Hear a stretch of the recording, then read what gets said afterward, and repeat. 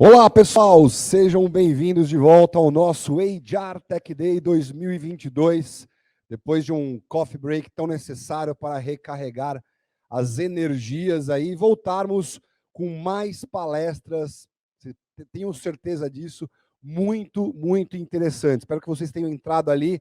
Lembrem-se que os 15 primeiros congressistas ali ganham um desconto entrando e falando com o nosso time comercial através do QR Code lá no site do fórum. Bom, dando sequência, então, às nossas palestras, eu queria chamar aqui para falar sobre cultura. Será o suficiente para engajar os times? Só de fazer produção, temos o nosso time comercial para darmos alguns recados aqui ou ainda não? Não, né? Vamos com a palestra direto. Maravilha, então. Então, o tema da palestra é cultura. Será o suficiente para engajar os times? Gostaria de chamar aqui a Ana Carolina Marques, que é Head de Pessoas e Cultura na NetShowMe. Uma salva de palmas, quem está presencial aqui. Obrigado, Ana. Eu que agradeço. Bom dia a todos, bom dia pessoal de casa. Primeiro eu quero dizer que eu estou bem feliz em estar aqui, voltando, né? A gente aos poucos vai voltando, assim, olhar pessoas, não olhar só as câmeras, realmente, assim, dar um up, assim, dar uma esperança de que as coisas, pelo menos elas estão se ajeitando. Queria agradecer muito o convite do pessoal da live, foi super bacana, agradecer principalmente da pessoa da Camila. E, assim, eu gosto muito de fazer um alinhamento de expectativas antes da gente começar. Vamos falar de um tema que eu acho super hype, eu acho que todo mundo acha hype, né? Cultura. É só passar aqui? Já está pronto? Vai começar a passar?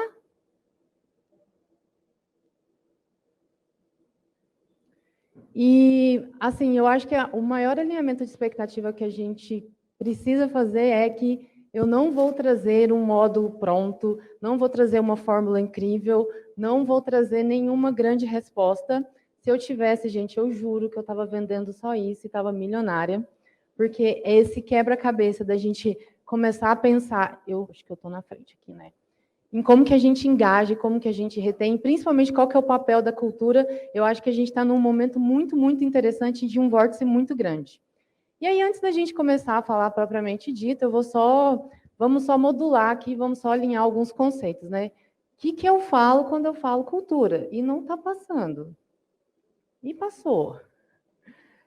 Cultura, gente, para além daquilo que está escrito, ou num PPT fantástico, ou num vídeo manifesto, ou até na parede do nosso escritório, quando a gente fala de cultura, é muito além daquilo, a gente está falando de um movimento ou de um comportamento coletivo onde estão todos juntos pela mesma causa. É assim, a gente pode ter várias definições, umas definições mais rebuscadas, outras mais diferentes, mas eu particularmente gosto muito dessa. Uma cultura forte é uma empresa onde está todo mundo junto pelo mesmo propósito, pelo mesmo objetivo, mesma causa. E aí, antes da gente começar a falar do 2022, eu quero dar um salto e começar a conversar com vocês sobre o ano de 1989. Aí você fala, nossa, a gente está falando aí de praticamente 33 anos atrás, o que tem a ver com o que a gente vive hoje? Gente, em 1989, a gente teve 3 grandes acontecimentos que mudaram completamente o mundo. E eles não estão aí na sua ordem cronológica, talvez em ordem de importância, não sei. Os 3 grandes acontecimentos são, primeiro, queda do Muro de Berlim.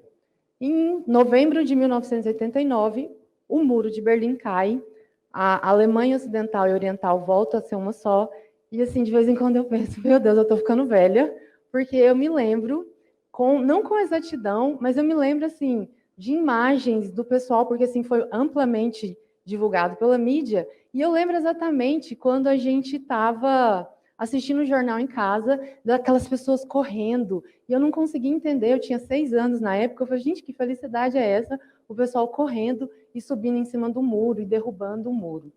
O outro grande acontecimento que aconteceu em 1989 foi o acidente do Exxon Valdez. Foi um derramamento de petróleo, até hoje um dos maiores do mundo. Ele aconteceu no Alasca e o impacto ambiental reverbera até hoje naquela região. E o outro, por último, foi a criação do www. Se vocês jogarem aí na internet, vocês vão falar assim, nossa, o www oficialmente foi lançado em 91. Mas a descrição do código e a oficialização dele aconteceu em março de 89. Um pouco mais de um ano depois, eles lançaram oficialmente o primeiro site. Então, o que acontece com isso, gente?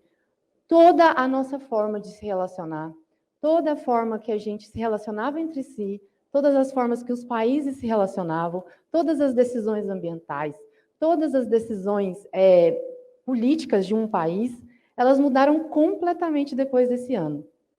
Foi aí que finalmente a gente teve assim o grande salto para a globalização. Então, assim, um derramamento de petróleo que acontece lá no Alasca, ele tem impacto no mundo inteiro. E ele vai fazer com que as sociedades, com que os governos parem e conversem sobre isso. Já não é mais um acidente localizado lá. E a mesma coisa acontece para a forma com que a gente pensa, para a forma com que a gente questiona. Aí começa a sair muito assim essa questão do questione, né? E foi um movimento muito forte acontecido pela queda do Muro de Berlim. E aí a gente começa finalmente a viver um outro momento na nossa política. E a gente está vivendo reflexo até hoje aí. Estamos vendo aí agora essa invasão da Ucrânia pela Rússia. E o www a gente não precisa nem ficar discutindo muito sobre isso, né? A gente agora está conectado com todo mundo o tempo todo. E aí vocês falam, tá bom, Carol, entendi, mas o que isso tem a ver com o nosso tema? É porque a partir daí, a nossa forma de relacionar com as empresas muda completamente. E eu queria dizer que essa análise do ano de 1989 não é minha. Eu até queria ter tido essa brilhante ideia, mas não é minha. É do Raj Sisodia, e ele traz muito isso nesse livro aqui, Capitalismo Consciente, onde ele fala assim que a partir de 1989 a gente começa a mudar a forma com que as empresas se relacionam com seus colaboradores, e aí a gente volta para aqueles clássicos, né? Líderes versus gestores, chefe, o que é chefe, e aí a gente começa a conversar finalmente sobre os propósitos. E aí o Raj Sisodia, e hoje isso é uma organização, é um movimento, é muito mais do que um livro, ele traz muito essa questão de quais são as empresas que vão estar à frente, quais são as empresas que realmente que vão vencer essa disputa. E o que ele traz, assim, são as empresas que têm um propósito claro. A gente sai, então, daquela ideia do eu preciso produzir para eu preciso ter um time forte que acredite no que eu estou produzindo. Isso muda, gente. É aí que a gente começa a ter força. Quando eu falo a gente, é o RH. É aí que o time de people, gente, gestão, enfim, o nome que a gente tem, começa a mudar, porque a gente deixa de ser, começa, né? A gente deixa de ser uma área que só repõe pessoas e paga pessoas, para uma área que começa a pensar, como que eu faço a satisfação dessas pessoas? E aí, nesse desdobramento do Raj Sisodia, ele traz que uma empresa consciente, uma empresa forte, uma empresa lucrativa, ela está baseada nesses 4 pilares. Um propósito maior, ou o porquê que a gente está aqui. Uma orientação para stakeholders. Então, agora a gente começa muito a questionar as experiências, né? Não vale mais eu ir lá e comprar o meu produto na gôndola. Eu tenho que pensar na experiência do cliente. Primeiro começou a falar muito da experiência do cliente.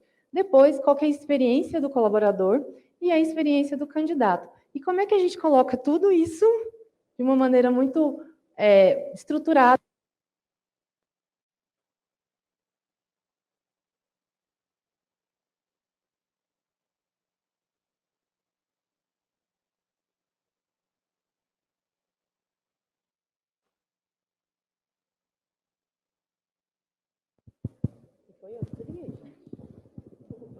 Então, assim, aí a gente começa a colocar todos os stakeholders e começa a falar, não, mas espera aí, o que o cliente que compra de mim pensa sobre mim e o que isso impacta na minha lucratividade? E o mais legal de todos, o que o meu colaborador pensa de mim e como que isso impacta na minha lucratividade? Aí começa toda essa questão do employer branding, e o employer branding na cultura, o do como que a gente vai trazer essas pessoas, enfim. E aí a gente traz uma liderança consciente. A liderança, ela deixa de ser quem vai ser servido. Eu não gosto dessa expressão líder-servidor.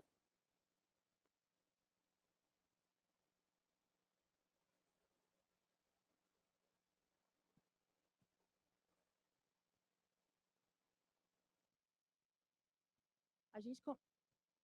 A gente...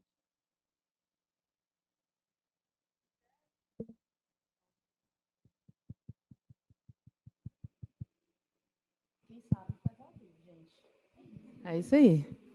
A gente começa a sair dessa perspectiva de que eu tenho um superstar suportado por um time. Eu preciso de um líder muito forte que olhe para essas pessoas e que comece a facilitar. Eu falei que eu não gostava muito da expressão do líder servidor, e talvez vários de vocês devem me odiar por falar isso. É que eu acho que essa coisa do servir é tão ruim, sabe? É ruim ser servir. Eu gosto muito da perspectiva do facilitar. Porque quando você vai para uma posição muito de servir, você também está anulando o líder. Faz sentido a gente anular esse líder? Faz sentido ele ficar só servindo um time? Ele também é uma pessoa, ele tem suas perspectivas, suas ambições, suas angústias, suas incertezas. Então, eu gosto muito da ideia de facilitar. E eu adoro essa expressão do consciente. Então, a gente começa a ter uma liderança que pensa no seu time. E aí, por fim, uma cultura consciente que, com todo um contexto, faz com que a gente tenha uma empresa consciente. Ou seja, a gente mudou completamente. É uma empresa que pensa no colaborador e não um colaborador que pede, pelo amor de Deus, deixa eu ficar aqui. Eu lembro de uma experiência que eu tive numa empresa muitos anos atrás, que tinha uma reunião agendada e aí o gestor demorou muito. Eu falei, fulano, você demorou muito, ele está esperando. Ele falou assim, ele quer um emprego, ele que espere. Eu lembro que eu fiquei chocada, mas eu tinha 20 e poucos anos, eu não tinha nem argumento, e hoje seria bem diferente. Mas, assim, quando a gente fala desse cenário, a gente tem que deixar claro que em 1989 começaram as mudanças. Não foi um Ctrl-C, Ctrl-V, não, gente. A gente ainda vive, até hoje, os impactos disso. Bom, e com tudo isso, o que aconteceu? O Raj Sisodia, ele fala que começam a existir dois modelos de empresa.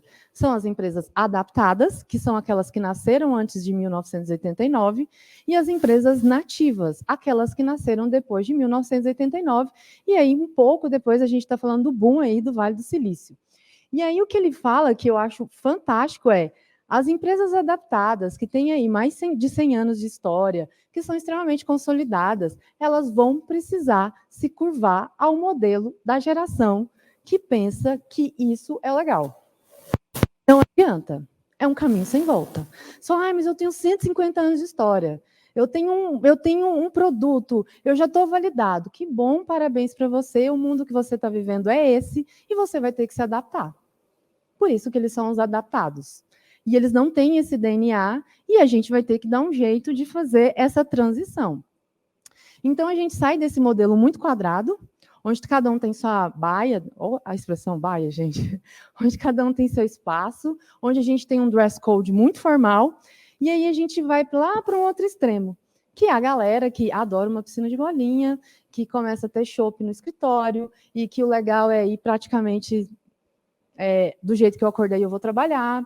Enfim, a gente começa a ter muito essa mudança. Então, assim, esse pessoal aqui, eles são os nativos. E quando eu falo desse pessoal, eu estou falando deles, tá, gente? Porque eu sou uma millennial. E aqui é o pessoal, a gente está falando do pessoal que comandava, são os boomers, são os X. E assim, eu sinto muito, gente. A gente se eles, porque eles são a maior parte da força de trabalho hoje. E aí a gente ainda tem que pensar na galera que começa depois, que são os ex, mas isso é um outro momento, é uma outra questão. Então, beleza.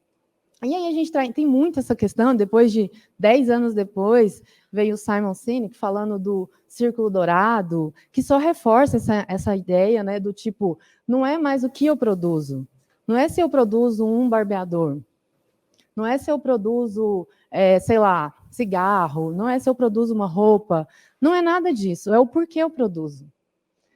Então, assim, a gente começa a ter esse questionamento e aí a gente começa a ter um pessoal que pensa muito assim, por quê? Tá, mas por quê? Qual que é o propósito? Por que eu estou aqui? O que eu estou fazendo? Qual que é o meu impacto? E aí é óbvio que as empresas não podem continuar mesmo. E assim a gente viveu de 1989 até 2020. E aí essa é uma leitura, gente, minha, pode ser que contenha um erro, e aí eu gostaria muito que vocês que vocês me ajudassem também a pensar se o que eu estou falando faz sentido ou não. Eu demorei muito para entregar essa apresentação para a Camila, porque eu falei assim, Camila, eu vou falar de um tema, que antes era como a gente engaja as pessoas pela cultura. Eu falei, não sei se eu acredito mais nele, eu estou numa crise existencial e estou aqui na minha maior vulnerabilidade, abrindo a minha crise existencial para vocês, e eu vou andar nesse caminho com vocês. Então, beleza, todo mundo aqui ama cultura, todo mundo aqui ama uma piscina de bolinha, a gente quer tomar decisão de chinelo, e é isso, e tá lindo, tá maravilhoso. E eu gosto disso também, viu, gente? Só para deixar claro.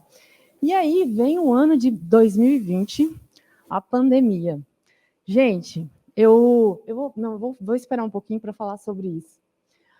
2020, eu não preciso ser um grande gênio para pensar que, de novo, mudou completamente a forma com que a gente se relaciona com as empresas. E aí, quais são os impactos da pandemia? A gente começa a ver, são todas manchetes, assim, de no máximo um ano, tá? A gente tem 52% da população brasileira entre a classe C e D. Isso quer dizer que a gente tem 52% da população brasileira ganhando, no máximo, R$ 2.800. A gente tem uma inflação de 2 dígitos. A gente começa a sair de um supermercado com R$ 100, que era um meio carrinho, com uma sacolinha. A gente começa a ter 1 em cada 4 brasileiros sob a linha da pobreza, gente. Quando a gente fala sobre isso aqui, a gente está falando de uma renda de R$ 100 por pessoa, por família, por mês. A gente começa a ver que o Brasil empobreceu em 10 anos. Essa parte eu já falei, que mais da metade dos domicílios estão na classe D e C.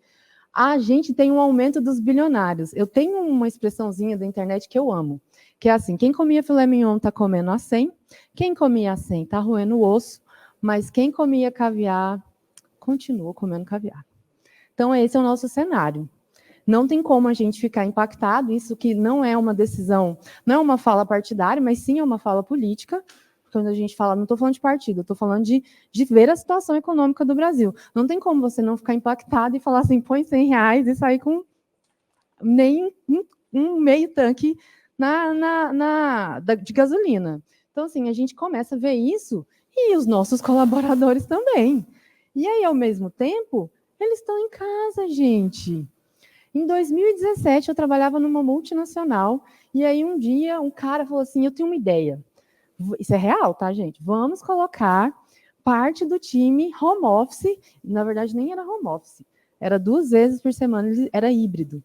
E aí vamos ver o que vai acontecer, se eles vão aumentar a produtividade. Aí chama o jurídico para ver contrato, aí chama psicólogo para saber se as pessoas vão ter impacto, se elas vão suportar ficar em casa, aí chama TI para montar a estrutura das pessoas, e aí chama todo mundo, e chama RH, e vamos todo mundo entender o que está acontecendo. Aí aconteceu em 2020, o que aconteceu? O jurídico está em casa, assim como o pessoal de TI, e aí não tem discurso, não tem projeto, não tem nada, vamos todo mundo para casa. E aí quando a gente vai para casa, uma mágica acontece. De repente, a sala de bolinhas, a piscina de bolinhas, o escorregador, a roupa, doesn't matter, gente. Não é mais um diferencial. Então, tudo aquilo que as empresas nativas tinham como um diferencial, tudo aquilo que as adaptadas pensavam, nossa, como que a gente vai fazer? Tudo aquilo perde sentido. Somando ainda a um cenário econômico extremamente complicado. E aí, gente? Me contem. O que a gente faz? A gente está há 20 anos falando que isso é o melhor. Vocês não sofreram isso, não? Porque, tipo, eu penso até hoje. Ficar fazendo a experiência do colaborador e mandando o kit para casa é o suficiente? Anda fazendo sentido? Os números contam que não. Eu voltei lá. Então, assim, a gente começa a observar, o Brasil é um dos países que tem maior turnover, segundo um ranking de mais de 100 países. A gente começa a ver o turnover aumentar. A gente, com a flexibilidade e as pessoas indo para casa, já não faz mais sentido se eu estou aqui no Brasil, principalmente a área de tech, né, gente? A área de tech é uma selvageria. Se o cara fala inglês, ele rapidamente vai começar a ganhar em dólar. É muito simples isso. Mas, assim, eu que tinha que ficar presa trabalhando em São Paulo, agora eu posso trabalhar para uma empresa em Floripa, eu posso trabalhar para uma empresa em Minas, não faz mais sentido o espaço físico. Então, assim, tudo aquilo que a gente fez, pensou e trabalhou por muito tempo para fortalecer a nossa cultura, para ter um propósito claro, para ter um código de valores bacana, é colocado em xeque. É colocado em xeque, e aí que eu falo que é a minha grande reflexão, porque eu lá pensando no tema de cultura, olhando o turnover, conversando com meus colegas, e está todo mundo assim, o que a gente faz nesse cenário? Como que a gente se comporta? Esse aqui, está muito pequeno, gente, mas depois, se vocês quiserem, vai ter meus contatos. Para quem não teve acesso ainda, esse é um dado de uma pesquisa Reis, ela é super atual, eles lançaram ela em fevereiro, sobre com a Latinoamérica. Então, e o Brasil é mais de quase 50% representativo aqui nesses números. E aí os números, eu vou contar para vocês ficarem chocados junto comigo. Eles começam a fazer a pergunta, né? Qual que é a perspectiva de profissionais de mudarem de emprego ainda esse ano?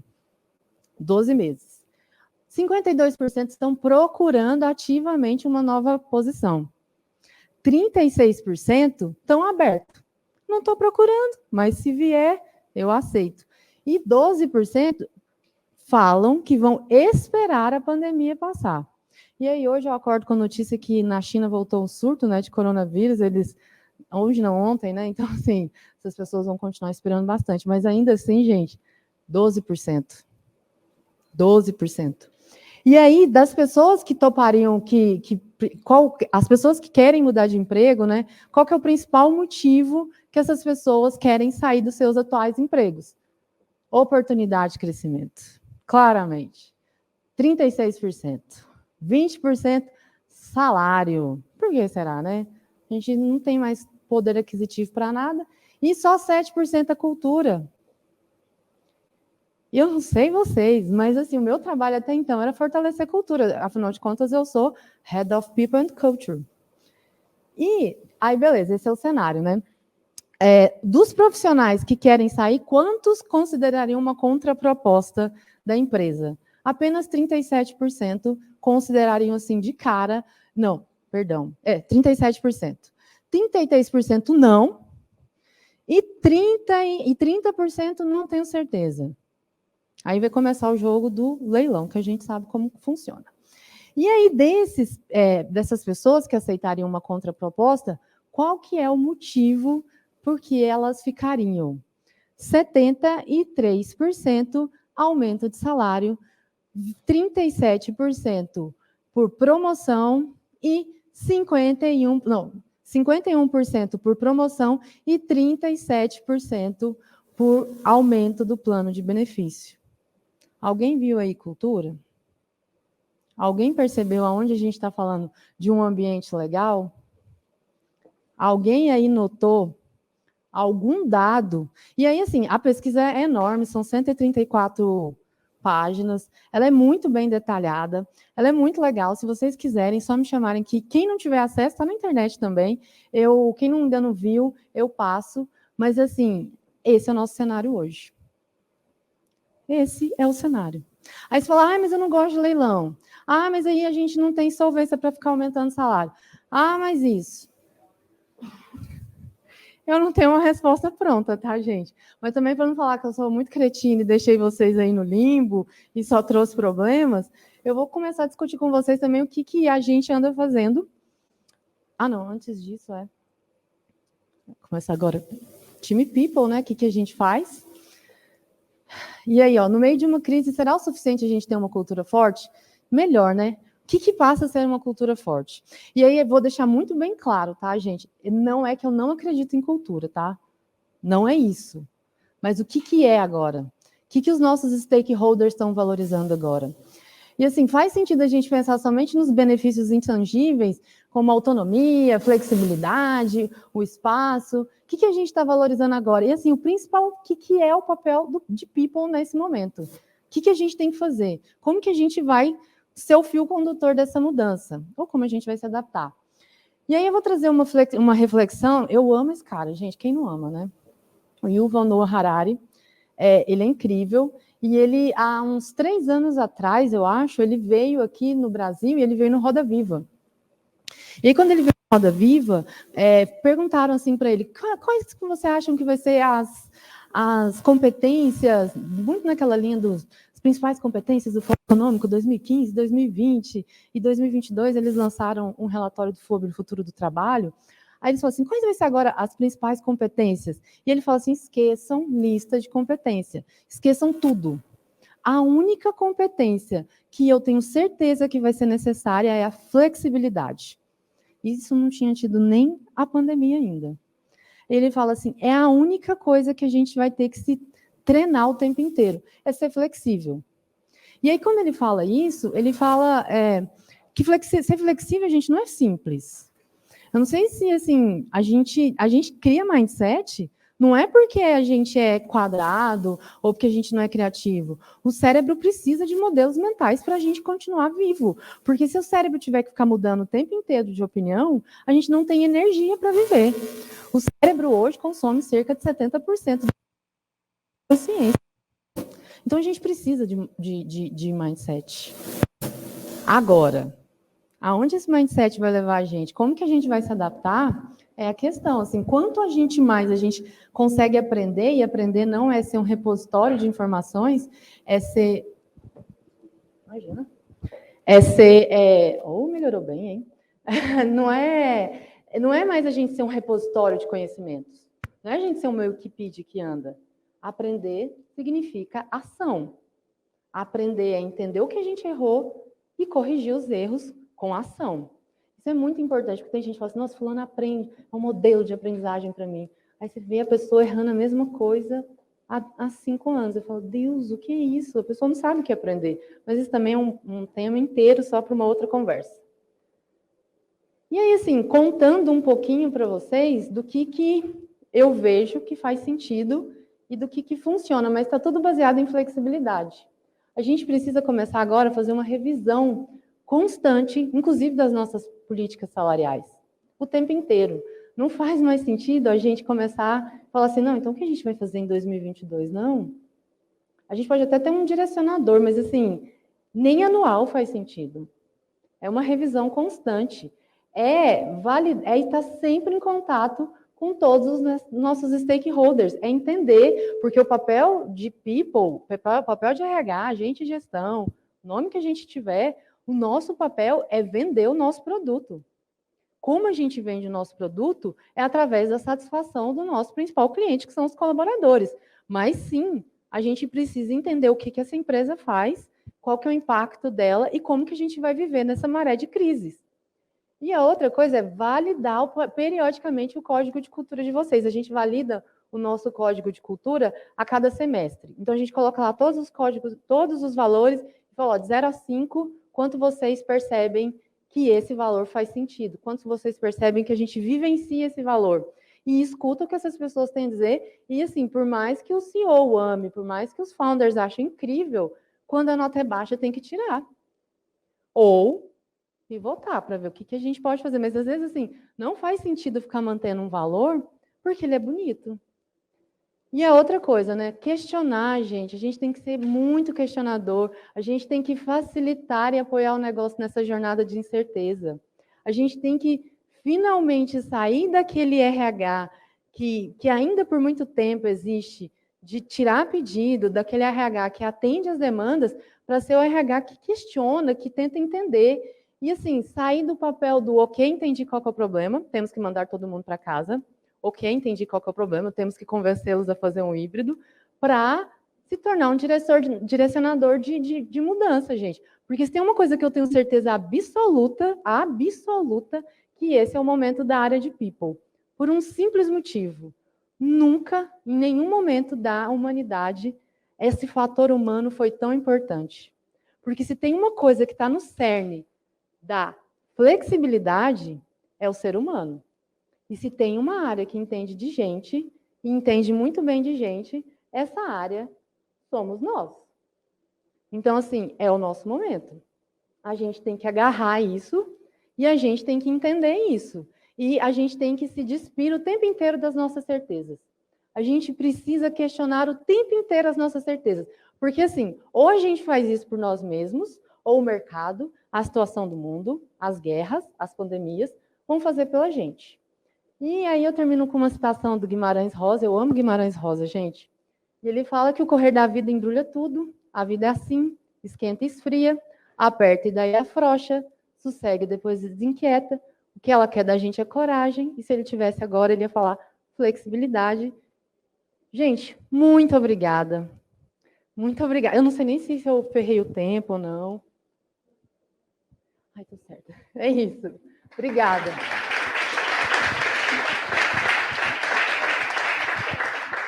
Muito obrigado, Ana. Ana, fica aqui mais um pouquinho que a gente tem umas perguntinhas para você, Vamos lá. do pessoal que está acompanhando, assistindo a gente. Muito legal, sobretudo essa questão da validação da cultura, né? Tá. O quanto que isso é importante, né? Essa flexibilidade nos dias de hoje. A gente ainda vê muitos planos sendo feitos aí, você acha que abordou esse assunto, né? Daqui 3 anos, daqui 5 anos, né?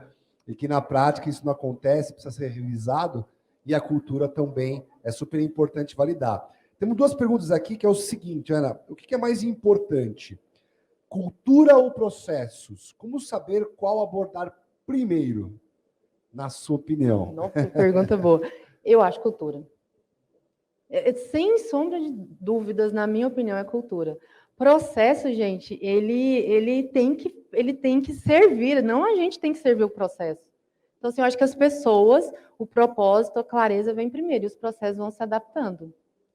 E aí você até falou, né, ter um processo para poder até rever, né, a própria cultura, não é isso? É um processo de constante, porque assim, se a gente vai lá, escreve um fluxograma, coloca tudo, cara, a chance disso, do final do ano não fazer mais sentido é muito grande.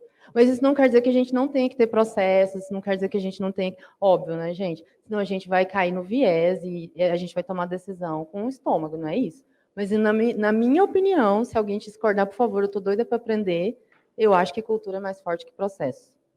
Legal, Ana. E a segunda pergunta é o seguinte, qual que é a grande lição processual que uma companhia estabelecida pode levar de startups para fomentar o próprio futuro? Olha, aí eu vou falar uma coisa talvez até indelicada. Essas companhias, se elas não estão se questionando há muitos anos, elas já estão perdendo. Esse é um ponto. Segundo ponto, eu acho que é sair de um modelo muito top-down para um modelo. E aí, o que vocês querem? E aí, assim, sair das amarras, das baias e conversar com esses stakeholders, todos eles, inclusive os colaboradores. Então, assim, não tem fórmula mágica. É entender. E aí, dependendo de qual que é o tipo de relação, é ir ajustando os processos. Mas esquecer que vai ter uma definição e que é... Porque foi o CEO que pediu. Legal, Ana. Olha, acesse aqui o QR Code aqui da Ana Carolina Marques, entre em contato com ela, tenho certeza que vão surgir, viu, Ana, muitas perguntas para você aí após a sua apresentação. Uma salva de palmas para a Ana, então, muito obrigado.